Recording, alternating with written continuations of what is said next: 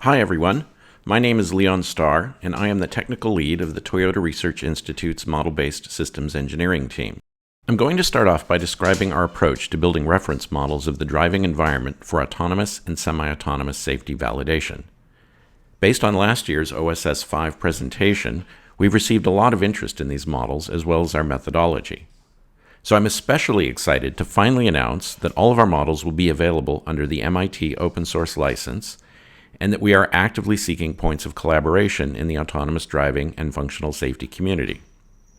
I will present these details at the end of the presentation. To give you a sense of what our project is all about, I want you to think about how you perform a particular driving maneuver. It doesn't really matter which one, but I've chosen an unprotected left turn in a four-way signalized intersection in the United States. So that's a left turn requiring a yield to oncoming traffic. Now imagine that you would like to explain this maneuver, along with all the things that could go wrong, to a student driver. How would you do it? Well, you could just try explaining it, but I think we all know that a natural language like English is going to fail us in the end. It's just not possible to be precise and unambiguous in characterizing all the possible scenarios you might encounter and how they might interact. But it would certainly be nice if we could build a model of both the intersection or any driving environment and maneuvers within it that could stand as a reference model that we could all agree on. Such a model should not make any assumptions about the design of any particular driving platform. If our models incorporate enough detail to be executable, we might then generate code from this model, and then use that code to monitor real-time or logged driving data and validate maneuvers appropriate to the environment. It is critical that such a model not make any assumptions about anyone's autonomous driving stack or vehicle platform. And it is also critical that we end up with a model that works for all intersections, not just some subset we found in our backyard. As you may have guessed, this is what our project is all about. Before moving on to a more complex intersection driving environment, we'll start with a fairly simple environment and see how we model it. We always take the perspective of our ego vehicle, and here we focus on the lane structure directly in front of it. When we analyze the environment, we label all things of interest, and in this case, we start with RS1 to represent our road segment, our road segment 1. We consider a road segment to be the stretch of roadway between intersections. Next, we label a set of parallel lane divisions. We think in terms of sets, and so there's no implied ordering in the names. We just slap an arbitrary ID on each lane division we discover. To the upper right, we abstract a set definition and name it lane division. It establishes a set which, in our example, consists of 7 elements. We show this particular population with a simple table. Each row represents an instance of lane division. Note that we include the road segment ID since, in a more expanded scenario, we could be looking at more than one road segment. We define a lane as the space between two adjacent lane divisions. From a set perspective, we have a one-to-one mapping among these instances to yield a new set definition called lane. We populate our lane table with these pairs, each of which is an instance of lane. In this manner, we have constructed an abstract model based on sets and mappings and then populated it with perceived elements from a real environment. We typically use the term class, by the way, instead of set definition, but to us it means the same thing. These are not to be confused with a programming class like you might see in a C++ program. So we have the lane division and lane classes modeled so far. It is important not to confuse a lane division with a painted line. They are not the same thing. A painted line is a signaling mechanism for indicating the location and driving policies associated with the lane division. This distinction might not seem important on a sunny day in your particular neighborhood. But what if you are in another neighborhood where lines are painted differently? In the USA, a double yellow line indicates the division between opposing flows of traffic. This convention is not used in many other countries. But the concept of a line marking the boundary of all traffic flowing in the same direction is fairly universal. And if there is ice and snow on the road, the lane divisions don't necessarily line up with the paint anyway. During construction and other activities, there are a number of ways to indicate alternate or temporary overriding lane divisions. Traffic lights and signs are also a signaling mechanism, and we don't model those either. But we do model the information that is being signaled, such as a stop, or caution go, or caution stop, at the appropriate locations in our environment. I cannot stress enough how this filtering on our abstraction ensures that the models can work in any weather and in any region of the world without adjustment. It also ensures that our modeling goals are finite. We can actually get our reference models completed. Phase 2 of our approach is to introduce the ego vehicle into the modeled environment and model a specific maneuver such as a simple lane change. To do this, we identify and model relationships between the ego vehicle and any relevant elements in our environment model. Then we formalize the behavior of any dynamic relationships with one or more state models. Let's take the lane class from our environment. In fact, behind the scenes, we've modeled a more specific version called a driving lane. This is any lane that an ego vehicle flows in, as opposed to an exclusion lane, a parking lane, a shoulder, and so forth. Now we bring in the ego vehicle class. Our ego vehicle isn't always in a position to change lanes. If our ego vehicle is in a parking garage or a driveway, the environment doesn't provide that option. So we narrow that definition down by referring only to an ego vehicle driving on a road. This gives us an on-road ego vehicle, which we can further refine by associating with the driving lane to obtain a traveling ego vehicle. It is always traveling in some driving lane by definition. When this ego vehicle wants to change lanes, it must target an adjacent driving lane in the same direction of traffic. Our relationship to that target lane yields our driving lane change maneuver. The next goal will be to use a state model to formalize the life cycle of that instance, which will define the correct as well as many incorrect lane change behaviors. Before moving on, we need a place to keep parameters that influence the lane change. So we define a driving profile to establish a personality for our vehicle. Part of that profile is our lane change personality, where we can set values for how long we leave the turn signals on before beginning our maneuver, or how long we wait after completing a lane change before initiating another one. In fact, we can instantiate many personalities for our vehicle: suburban, urban aggressive, Swedish, and so forth. Okay, let's define a pattern of behavior for that lane change class. When all things go well, our maneuver exhibits a fairly linear life cycle. We begin the lane change, wait for some period of time for an entry space to open in the target lane, signal our intent for some duration, cross into the target lane, finish indicating, and so forth. The transition from one state to the next is driven by real-world events or expired time intervals. The parameters we saw in the class model establish limits on these time intervals. Of course, things don't always go well. An opening in the target lane may not become available in time, or someone intrudes into our target lane in the middle of the maneuver. Perhaps we cross over the lane division before signaling adequately. We could sit around guessing what could happen all day, but we take a more systematic approach. We build a state table where we consider a response to each event, no matter how unlikely, in each state we've modeled. This process generates a multitude of edge cases, which leads us to a more comprehensive set of failure and recovery scenarios that we can then fold back into the diagram. In fact, we generate our evaluation code from this table, which puts us in an excellent position to report on the coverage of our test cases. We'll talk more about the code generation process a little later. As promised, we're going to move on to the more complicated environment of angular, that is non-circular, signalized intersections. Unlike our Hello World lane example, this is not easy work. Let's take a look at what's involved. In general, we cycle through 3 key steps. First, we do research. We study a variety of example intersections with interesting variations. Since starting at TRI, I've logged a ton of hours scouring through dash cams and Google Street Views, studying interesting road structures from all over the world. But you can only get so far studying. Our approach of labeling elements, abstracting set definitions, and then validating them by filling in interrelated tables is essential to reaching key insights.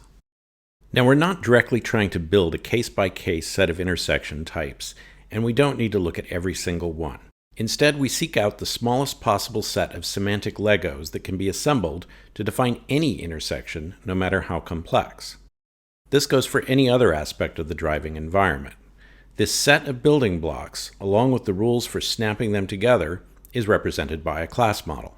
We then verify that the model we have constructed works not only for the cases we studied, but for more complex cases until we break it. And the cycle continues until we converge on the simplest model that accounts for all our observations. As we firm up our model, we document it extensively so that the assumptions upon which it is founded can be readily questioned. A key aspect of our modeling language is that it exposes our decisions. Unlike a programming language, like say C++, you don't need much expertise in the modeling language to be in a position to find flaws in our logic. Let's take a look at a selected four-way signalized intersection and identify its fundamental components. We start by labeling the intersection itself and then the surrounding road segments. The point at which a road segment meets the intersection gives us an intersection interface. The boundary coincides with the point where a vehicle stops prior to entering, and we have one for each road segment. Each of these instances is labeled as an ordered pair: RS1, road segment 1, RS1-I1, RS2-I1, and so forth. We abstract this concept in our model as a relationship between road segment and intersection. Our model says that any given instance of road segment meets 0, 1, or many intersections. Hollow arrows, by the way, indicate that 0 is a possibility, and the double arrow indicates that more than one instance may be related.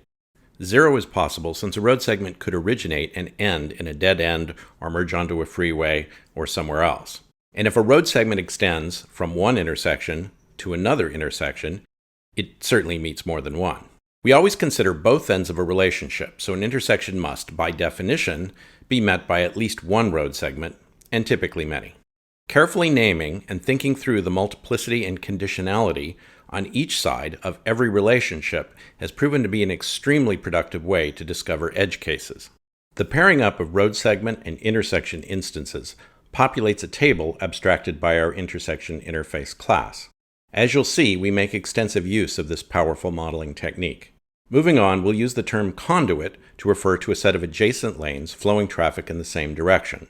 Here we see that there are 4 conduits, each flowing traffic in the forward direction from our ego vehicle's perspective. The other 4 flow traffic in the reverse direction.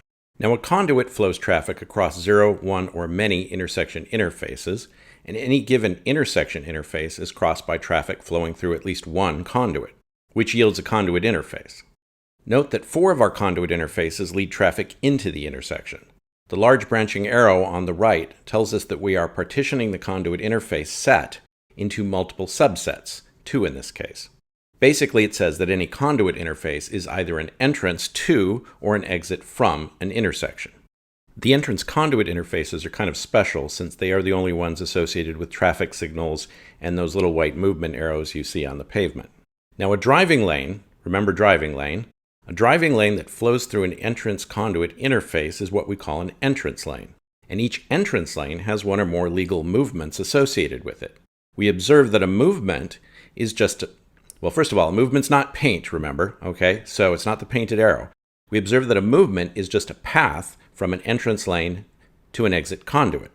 To formalize that concept, we just model the many-to-many relationship between those two classes, and voila, we have a table for all our movement instances. This verification part is important. Whenever we discover a road structure that somehow won't populate into the tables, we need to reassess our model. Once again, we identify dynamic relationships between our traveling ego vehicle and its environment, in this case the intersection. To perform an unprotected left, we relate the ego vehicle's current, or active driving lane, to the desired signalized entrance lane, which yields an entrance lane approach. The life cycle of this relationship guides our vehicle to the correct lane and ensures that it waits or proceeds into the intersection based on the proper conditions. It also initializes a relationship to the desired movement. You can see the key elements of this activity illustrated down on the left. Now the planned movement life cycle fires up. Since it represents the overall path through the intersection, it makes sense that it would establish the entrance and exit crosswalks, release the safety gate into the intersection, initiate monitor of priority oncoming traffic, and select the connector which we model as the pairing of our entrance lane to a specific exit lane choice. That's the curved purple line you see in the diagram. The connector traversal lifecycle is always one of 3 types. In our case, we need the yielding connector traversal, since this is an unprotected turn. The yielding connector traversal lifecycle ensures that the ego vehicle yields correctly to oncoming and exit crosswalk pedestrian traffic. Drivers in the USA are familiar with the delicate ballet that happens when there is a combination of oncoming traffic and sudden pedestrians in the exit crosswalk while turning left. This is all part of this connector traversal lifecycle. All 3 of these life cycles run concurrently and are synchronized to monitor and ensure safe intersection transit. And just like the driving environment models, behavior is entirely platform independent. This makes sense because the manner in which we safely traverse an intersection has nothing to do with any particular vehicle or sensing technology or any particular algorithm or machine learning model for controlling steering or determining when and where elements in the environment exist. In short, we believe that formal reference models of safe intersection and traversal of other driving environments is essential for cross-platform validation. I'm going to spend a couple of minutes giving you an overview of how we create code from our models. But I want to emphasize that we get a lot of value from our models without generating a single line of code. Hopefully you can appreciate how a precise and consistent vocabulary that defines the driving environment would be of value for solving problems and defining requirements, as well as anticipating edge cases. You don't need to generate any code to achieve that. The models we build have enough detail in them to be executable. This means that without generating any code at all, you can test the models by hand, kind of like playing a board game, if you just know a few simple rules. In fact, we do that manual execution during early development, but this also means that it is possible to generate code from the models. There are a number of fully open source toolchains that will give you just that, in addition to yielding a variety of helpful testing and validation artifacts. Here's how our process in the MBSE team at TRI works. We express our models using nothing more than a simple text editor. I'm old, so I use VI for everything.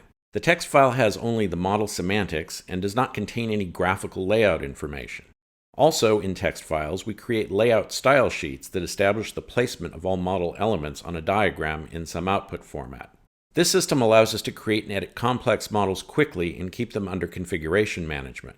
With the models fully specified, we then use a model-to-code translation language called Mika to convert everything into efficient C code. If you're interested in getting a nice overview of our modeling language and understanding how we can translate the models, I highly recommend a book that I wrote in 2017 with a couple of colleagues for A-Press called Models to Code. It's based on a predecessor to Mika called Pika. Hey, I'm not responsible for these names, but the concepts are close enough. Mika is open source, and we'll show you how to find all our goodies on the next slide. Anyway, Mika comes with lots of nice facilities for expressing model-level tests, so you can inject events and process responses to your heart's delight. It also outputs a beautiful PDF that organizes all of your model diagrams, documentation, and the surrounding Mika code, so that you can always have both the models and the code design in one place. We drive these test cases using simulated or actual driving data from our logs. If you want to drive the models from your own logs, you will need to write some code to extract the model-level data, such as events and properties. The test automatically outputs sequence diagrams and some really cool test coverage reports. These reports are really good at showing the percentage of the model exercised during any given test, so that you can quickly see how much behavior has not been exercised. In case you missed this bit from last year's presentation, it's a good demonstration of one way model-generated code can be used for validation. On the right, you see an excerpt from an actual driving log. I'll play that in just a moment. On the left, we have a sequence diagram that was generated by Mika for one of our early lane change models. Remember that the lane change lifecycle has a sequence of ideal states surrounded by lots of failure and recovery states. One of those states is called flag unsafe lane change, and it is entered when we detect a lane division crossing event before we have finished signaling our intention. Now, the sequence diagram tells us the sequence of states actually entered for a given scenario. If any of those states encountered is one of our non-ideal states, we can record that deviation. Okay, let's run it. Here we see that the lane crossed event does in fact occur while we are in the intent indication state. In other words, the vehicle crossed into the target lane before signaling adequately, and we caught it. Imagine the fun we will have with intersection traversals. But we'll have to leave that for a future presentation. We can use reference models of the driving environment to validate and improve the safety of Toyota's autonomous and semi-autonomous vehicles. But since our models are platform independent, we are in a position to make them freely available to the wider AV community. And that is something the Toyota Research Institute wants to do because robust safety validation is critical to the success of our industry. So all of the models are being developed under the MIT open source license and will be opening up our public GitHub site by the end of this month. We'll be posting an article on our Medium blogging site announcing all this in January, so feel free to follow us there. Explanatory videos of our models and our process will appear on the TRI YouTube channel, and we'll post links to them from our wiki. And if you or your organization is interested in collaborating, or you just want to keep in touch, feel free to contact me via email. We have a bit of extra time, so before we go, I thought I would show you a dashcam animation based on our intersection reference models. I threw this together one day so that I could illustrate how you could run the models on live rather than log data in a supervisory validation mode. So I took a dashcam video from Mr. T, that's what I call my Toyota Camry, and then overlaid some animation. All of the animated elements represent instances that would be running in our models if they were in fact live. You will see instance data from the class models and states from the state models changing as we make an unprotected left turn. I want to make it very clear that this is just an animation, and a poorly drawn one at that. This video does not represent any actual software or any kind of HMI. This is simply a dynamic sketch for study purposes that has nothing to do with any real or planned software in any of Toyota's or TRI's vehicle platforms. Oh, and also no animals were harmed. Here we go. Take a look at our dashboard and you can see the designated entry crosswalk there in the middle with some other fields yet to be filled. You can also see a poorly drawn fake paint arrow in the middle of our lane indicating that there are two legal movements from this lane, an inside turn and a through movement. In the upper left of our dashboard, there has been a change of state in our entrance lane approach. The assume stop state has transitioned to a commit stop. This means that our stop-go algorithm has decided that we are absolutely definitely going to stop at this intersection. There's no turning back. We are committed to the stop. To the lower right of the dashboard, we see that the planned movement has been selected as an inside protected turn. You can also see that our exit lane in RS4, road segment 4, will be the one with inside lane division 8, which will be on our left since we are in the USA. In the bottom center of our panel, crosswalk X5 has been identified as our exit crosswalk in our planned movement.